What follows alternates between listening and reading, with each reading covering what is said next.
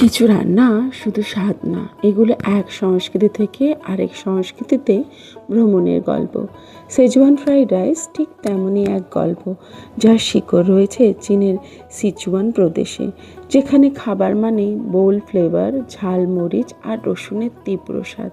সেখান থেকেই জন্ম সেজওয়ান সস, যার স্মোকি আর স্পাইসি স্বাদ পুরো পৃথিবীকে মুগ্ধ করেছে।